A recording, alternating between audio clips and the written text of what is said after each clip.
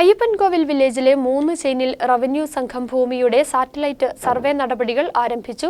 Kattappana land assignment ഓഫീസിലെ ജീവനക്കാരുടെ നേതൃത്വത്തിലാണ് സർവേ നടപടികൾ പുരോഗമിക്കുന്നത്.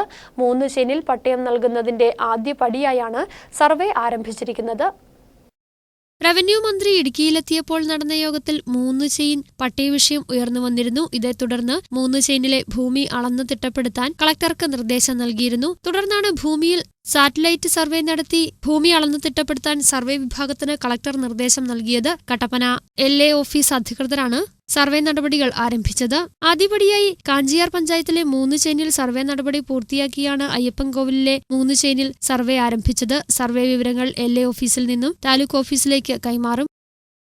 ഉടൻ തന്നെ എല്ലാവർക്കും 3 ചെയിനിലുള്ള എല്ലാവർക്കും പട്ടയം കൊടുക്കുന്നതിനുള്ള സ്കെച്ച്, കൈവശ ഭൂമിയുടെ സ്കെച്ച് എടുക്കുന്ന കാര്യങ്ങളാണ് നടന്നുകൊണ്ടിരിക്കുന്നത്.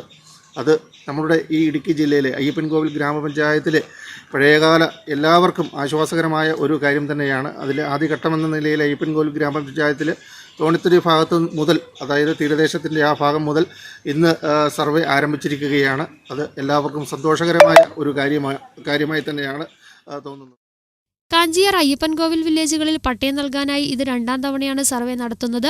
ആദ്യ പ്രാവശ്യം സർവേക്കായി പണപ്പിരിവ് നടത്തിയതിന് ചില രാഷ്ട്രീയ നേതാക്കൾക്കെതിരെ കേസ് നിലവിലുണ്ട്. എന്നാൽ നഷ്ടപ്പെട്ട പഴയ പ്രതീക്ഷകൾക്ക് ചിറകുമുളയ്ക്കുന്ന നടപടിയാണിപ്പോൾ നടക്കുന്നത്. അയ്യപ്പൻകോവിലിലെ തോണിത്തടിയിലാണ് ഇന്ന് അളവ് നടന്നത്. കാലതാമസം കൂടാതെ സർവേ നടപടികൾ പൂർത്തിയാക്കാൻ സാധിക്കുമെന്ന പ്രതീക്ഷയിലാണ് അധികൃതർ. News bureau, Kattappana.